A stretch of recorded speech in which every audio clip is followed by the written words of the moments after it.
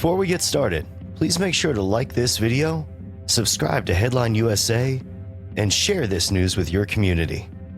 Thank you. And if you want notifications on when our new videos are posted to our YouTube channel, click on the bell on the subscribe button to get those sent to you. Now let's move on with this week's edition.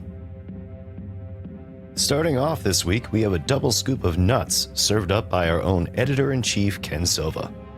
The first one is news that police had encountered the alleged Trump assassination attempter Ryan Routh just 9 days before the incident on September 15, 2024. Aside from reports from Routh's associates in Ukraine about his recruitment of foreign refugees to fight in their war, wow, they really need to raise their standards on recruiters over there. Few have talked about the Florida Highway Patrol's arrest warrant and welfare check on Routh at a truck stop that he was thought to be living at in the weeks leading up to the alleged attempt. I bet you're asking, what does someone have to do to get the cops called on them at a Florida truck stop? And I'll give you a clue.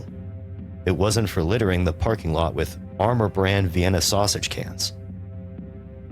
Head on over to headlineusa.com to read more.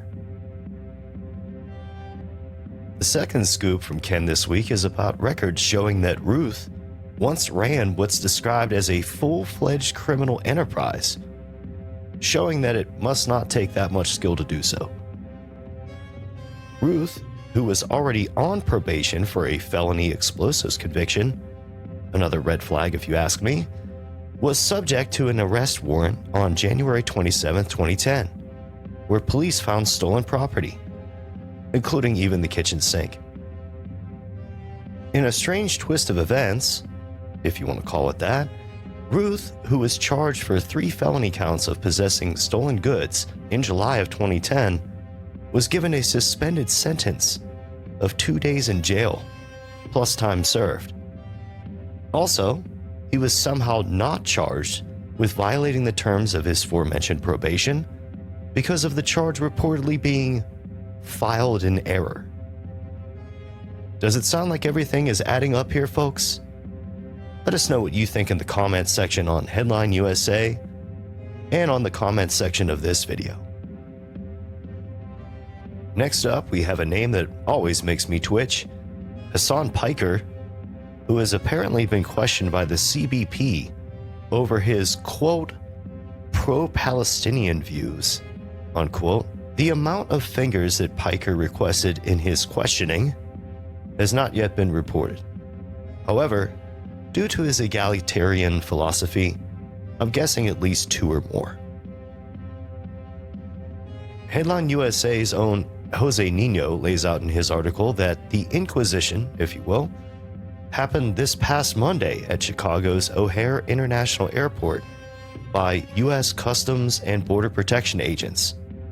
This has sparked accusations of political targeting, and I would probably add ableism to that.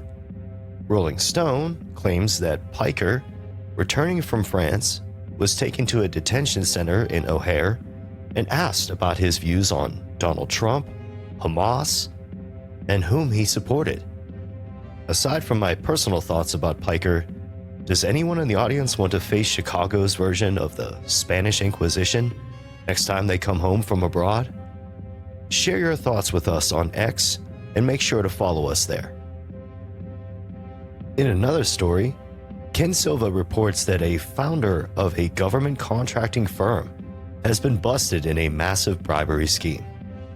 In a case echoing the sentiment of Smedley Butler's famous quote, "War is a racket," government contractor Walter Barnes, founder of PM Consulting Group, which now goes by Vistant, pled guilty to bribing a USAID officer to receive some $500 million in contracts.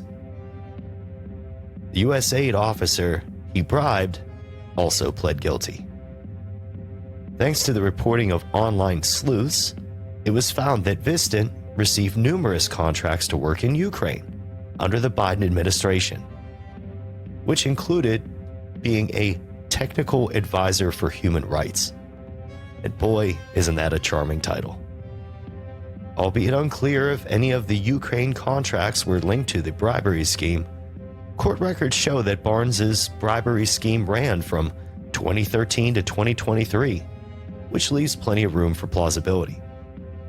Barnes faces up to 5 years in prison for conspiracy to bribe a public official and securities fraud.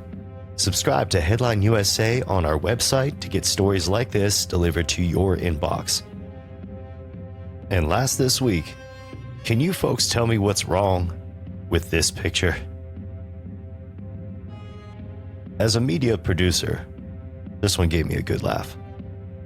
Thanks to Editor-in-Chief Ken Silva for reporting on this ridiculous case of how didn't they catch that?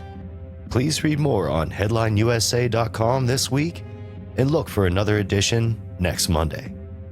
That's your Monday edition from HeadlineUSA.com.